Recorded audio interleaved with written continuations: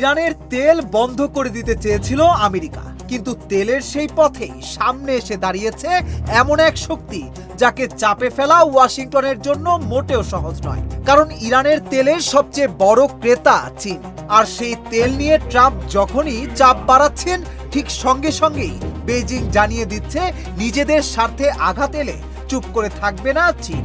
এখন প্রশ্ন শুধু ইরানের তেল বিক্রি বন্ধ হবে কিনা তা নয়, প্রশ্ন হলো সেই তেল বন্ধ করতে গিয়ে ট্রাম্প কি এবার চীনের সঙ্গেই নতুন অর্থনৈতিক সংঘাতে জড়িয়ে পড়ছেন?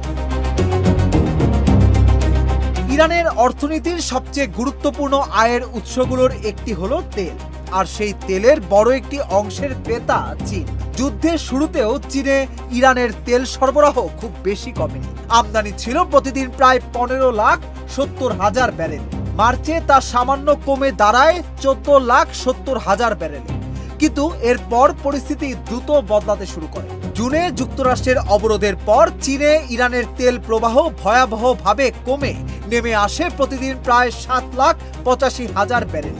আর আগস্টে এখন পর্যন্ত তা আরো কমে প্রায় 5,34,000 ব্যারেলে নেমেছে। তবুও ইরানের তেলের বাজার পুরোপুরি বন্ধ করতে পারেনি ওয়াশিংটন।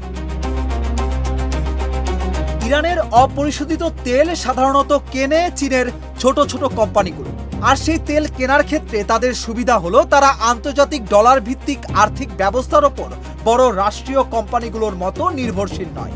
তাই যুক্তরাষ্ট্রের নিষেধাজ্ঞা সত্ত্বেও ইরানি তেল চীনের বাজারে ঢোকার পথ পুরোপুরি বন্ধ হয়নি। আর এখানেই ট্রাম্প প্রশাসনের সবচেয়ে বড় সমস্যা। ওয়াশিংটন এখন শুধু ইরানকে নয়, ইরানের সঙ্গে ব্যবসা করা দেশ ও প্রতিষ্ঠানগুলোকেও সতর্ক করেছে। কিন্তু চীনের ক্ষেত্রে বিষয়টি অনেক বেশি স্পর্শকাতর, কারণ চীনের ব্যাংক বা বড় প্রতিষ্ঠানের ওপর কঠোর নিষেধাজ্ঞা দিলে বেইজিং পাল্টা ব্যবস্থা নিতে পারে। এদিকে কিছুদিনের মধ্যেই ট্রাম্প ও চীনের প্রেসিডেন্ট শি জিনপিং এর সম্ভাব্য বৈঠকও রয়েছে।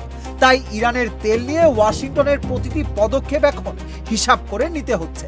বেইজিং ইতোমধ্যেই পরিষ্কার করেছে নিষেধাজ্ঞা ও চাপ কোনো সমস্যার সমাধান করে না এবং চীনের স্বার্থ রক্ষায় প্রয়োজনীয় পদক্ষেপ নেওয়া হবে। তেহরানও বলছে চীন ও রাশিয়া যুক্তরাষ্ট্রের নতুন পদক্ষেপ মেনে নেয়নি এবং অন্য দেশগুলোকেও ওয়াশিংটনের চাপ প্রতিরোধ করার আহ্বান জানানো হয়েছে।